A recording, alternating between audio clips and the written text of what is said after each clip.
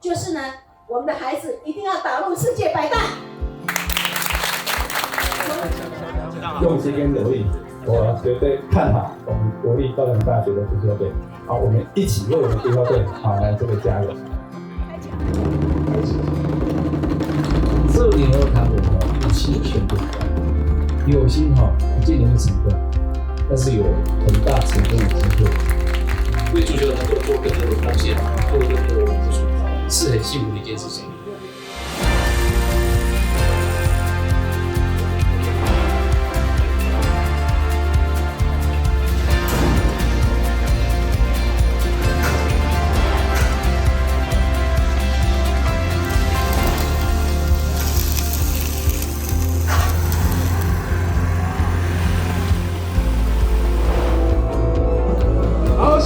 谢谢各位贵宾，谢谢。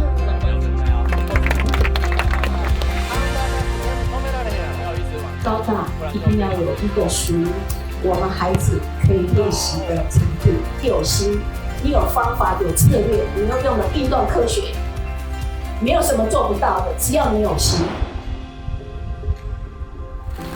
我们的装置艺术这个材质全部用钢铁，那钢铁呢有5个钢铁人。前面4个，因为我们4级衔接的原因，就是让我们南部的孩子要踢足球，又有大学可以念，所以4级衔接我们做了细身。来站起来。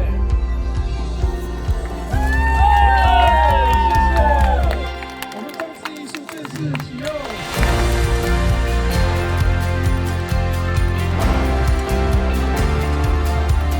我们一定要有钢铁般的意志，进入世界100大。孩子们，你们说好不好？好！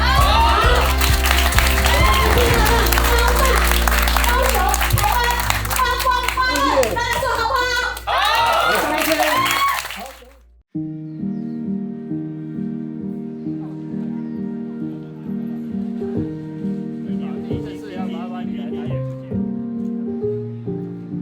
从2022年开始这个相关的团队就一直在想，有什么样的一些平台可以来回收这些报废的盘柜或者是附属品，能够让它重新再利用，让这个ESG环保永续这样的一个概念能够让更多的企业还有一般的民众大家都能够参与。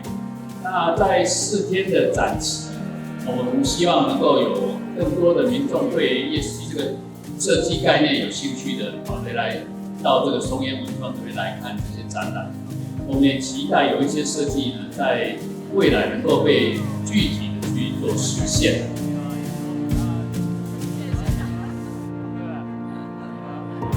现在这个环保，然后 ESG 变成一个显学每个公司大家都在谈。我想看到这些用到这些回收的或者重新设计的非常环保的这个产品不只是觉得说哎呀很好看，我觉得这里面有一个更深的层次。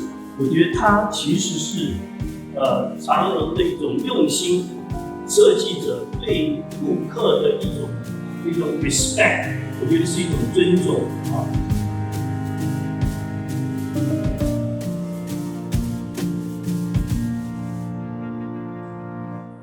有3招第一招是高度整合性，这一次扩大到全国26个校系。第二个，这一次是一个高标准的，所有中原大学的专接任老师跟设计课有关的，全部不得为免审。第三个，这一次的作品是高水准，还有很多议题甚至关系到社会性的议题。最高兴那个时候，除了自己那个身体力行以外，事实上把这样一个概念透过设计，然后传达给下一代。一个企业，它除了这个获利率以外呢，重点是它如何去让这个企业的这个统计观念灌输在这个企业管理里面。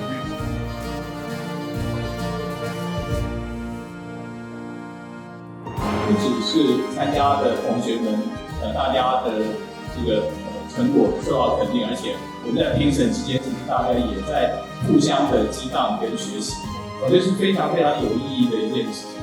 而且呢，最后做出来的东西，其实它是对环境、对社会，还有对我们的人文，都是有非常大的帮助的，能够让我们在台湾所做的这些对于环境，还有对设计上头的努力，变成是一个国际性的一个舞台焦点。然后也非常感谢长荣航空还有中原大学能够一起合作，来做出这么有意义、这么精彩的活动。我们在2050净零碳排，这个也是我们承诺要去实现的一个目标，所以我们也做了相当多的一些努力跟准备，包括一些认证的取得，包括我们自己系统公司一些这个碳排的这个观察，然后我们能够一起为了未来的一个比较愉快、完美的社会，大家能够至少要贡献一点心力。我想这个是我们办这些活动最主要的意义。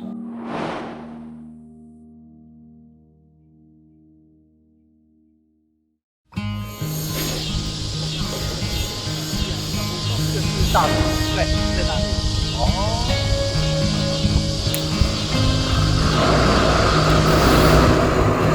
那个按这个走啊。